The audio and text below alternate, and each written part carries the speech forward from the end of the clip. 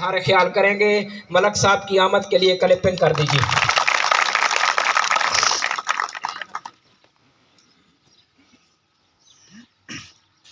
अल्लाह के बाबरकत नाम से आपसे अपनी बात का आगाज़ करता हूँ, जो रहमान है, रहीम है, मालिक यौमुद्दीन है, जिसके रूबरू जल्द या बदेर अपने आमाल व अफ़ाल की जवाबदेही के लिए बिल यकीन हाजिर होना है।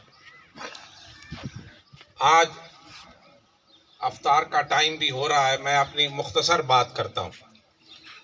अपने वतन के लोगों से तकरीरें क्या सुनानी है।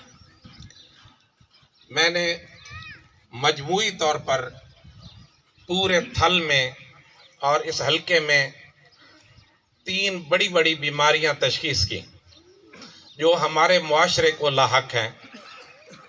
उन पर छोटे छोटे 2-2 लफ्ज़ बोलता हूँ। पहली बीमारी है खौफ की, दूसरी बीमारी है गुलामी की, तीसरी बीमारी है इसके इस्तेमाल न करने की। सबसे पहले मैं खौफ की बीमारी पे आता हूँ। आज जब मैं ये जरकल में चंद मकामात पर गया हूँ, तकरीबन हर जगह पे एक ही बात हुई कि डर है, खौफ है। मैंने कहा किसका है?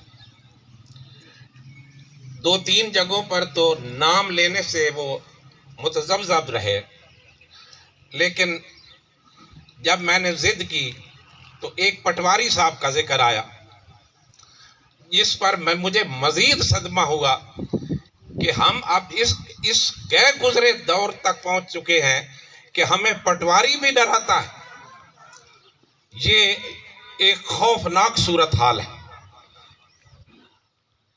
मैं पटवारी पर बोलता हूँ, पहले आपसे गुजारिश करता हूँ कि खुदा के बंदो, नस्ल दर नस्ल मुसलमान हो, कलमा पढ़ते हो, उसको मालिक के कुल मानते हो और फिर बंदों से डरते हो। अगर ये कायनात बंदों के सपुर्द होती तो बंदे तो ताकतवर कमजोर को खा जाते। आप यकीन जाने, मैं नूरपुर थल का रहने वाला हूं। आप मुझे नस्ल दर नस्ल जानते हैं। मैं कहीं बाहर से नहीं आया। आपने देखा नहीं तो आपने सुना होगा, मुझे अल्लाह ताला ने हिम्मत अता की। मैं तो बड़े बड़े फिरौनों से टकराया हूं, बहुत बड़े बड़े फिरौन जो अपने आप को खुदा के लहजे में जो बात करते थे। तो क्या मैं टकराया? ये रब्बे करीम की नादीदा ताकत और हिफाजत मेरे साथ थी, जिसकी वजह से मैं ऐसे फिरौनों और नमरूदों से टकराया हूं। होता कुछ नहीं है। इस खौफ आपकी शख्सियत को तबाह करता है, आपके ईमान को भी तबाह करता है। मैंने पूछा उनसे कि पटवारी की क्या हैसियत होती है, वो कैसे डराता है? तो वो कहता है जी कि एसी साहब भी मेरी जेब में है और डीसी साहब भी मेरी जेब में है और फलां साहब भी मेरी जेब में है। उसकी जेब की पड़ताल मैं कल तक मुलतवी करता हूं। पहले मैं एसी साहब से पूछूंगा कि आप पटवारी की जेब में हैं या नहीं है। डिप्टी कमिश्नर साहबा से भी बात करूंगा कि आप पटवारी जरकिल वाले की जेब में हैं या नहीं है। ये पड़ताल से मुझे पता चला तो फिर पटवारी साहब की जेब को पकड़ूंगा, जिसमें डीसी और एसी हैं। तो उनको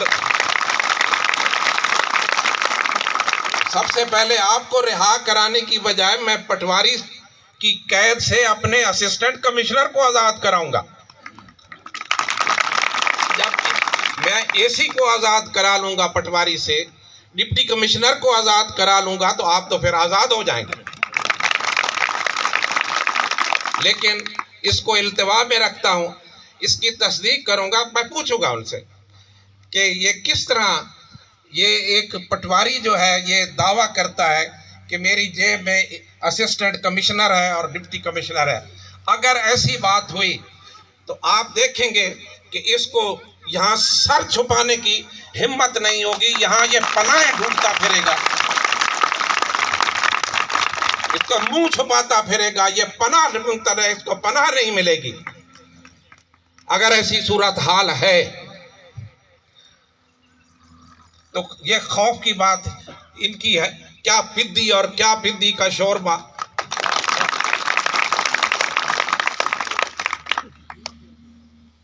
पटवारी साहब, आपका केस कल तक मुलतवी करता हूं, तारीख डालता हूं आपके केस में। इसकी सूरत हाल कल देखेंगे। मैं कमिश्नर से भी बात करूंगा, मैं एसी से भी बात करूंगा, मैं डीसी से भी बात करूंगा। फिर आपका देखेंगे कि वो कहां खड़े हैं और आप कहां खड़े हैं। बाकी रहा आपकी गुलामी, आपकी सोच। मुझे आप ईमान से बताओ कि क्या आप इंसान हैं, पहले मुसलमान हो, इस मुल्क के शहरी, तीनों सिफतें आपके पास हैं, इंसान भी हो, मुसलमान भी हो, इस मुल्क के शहरी भी हो। इंसाफ से बताओ, क्या लाहौर, रावलपिंडी और शेखुपुरा के लोग जो इंसान भी हैं, मुसलमान भी हैं, शहरी भी हैं, जो उनको और उनके बच्चों को, उनकी औरतों को इलाज की सहूलतें हैं, आपको हैं? दूसरा सवाल यह है कि क्या वो तालीम की सहूलतें जो उन लोगों को हासिल हैं, वो आपको हासिल हैं? जो जिंदगी की दीगर सहूलतें हैं, जिस मियार की उनको हासिल हैं, वो आपको हासिल हैं? ये आपने, ये तीनों जो बातें हैं आपके हकूक हैं। हकूक का ना मिलना जुल्म कहलाता है। आपने जुल्म की तारीफ ये कर ली है कि किसी को कत्ल कर दिया जाए तो जुल्म होता है, किसी को जख्मी कर दिया जाए तो जुल्म होता है, किसी के हकूक गस्ब कर लिए जाए तो उससे भी बड़ा जुल्म होता है। आपके तो नस्लों के हकूक गस्ब हुए हैं। और क्यों हुए हैं? इसकी बहुत बड़ी वजह यह है कि आप जुल्म के साथ समझौता करते हैं, आप जालिम के हाथ पर बैत करते हैं। जब जालिम की बैत करते हैं और जुल्म से समझौते करते हैं तो आपको जुल्म से निजात कौन दे? कैसे आपकी रिहाई हो जुल्म से? आपने तो कभी सोचा नहीं, क्यों नहीं सोचा आपने कि इंसान तो हम भी हैं, मुसलमान भी हैं, इस मुल्क के शहरी भी हैं, वो क्या खास बातें हैं जो इलाज की सहूलतें सरगोदा, लाहौर और पिंडी वालों को मिलती हैं और हमें नहीं मिलती? क्यों नहीं मिलती? जिनको आप क़यादत सौंपते रहे, ये हमारे से आपका सवाल नहीं बनता। सवाल आप उनसे करें जिनको आप 50 साल जिनकी बैत करते रहे हो। उनसे सवाल करो कि हमें सेहत की सहूलतें, हमें इलाज, हमारे बच्चों को क्यों नहीं मिला? हमारे बच्चों को आला तालीम उस मियार की क्यों नहीं मिली? हमें जिंदगी की सहूलतें क्यों नहीं मिली?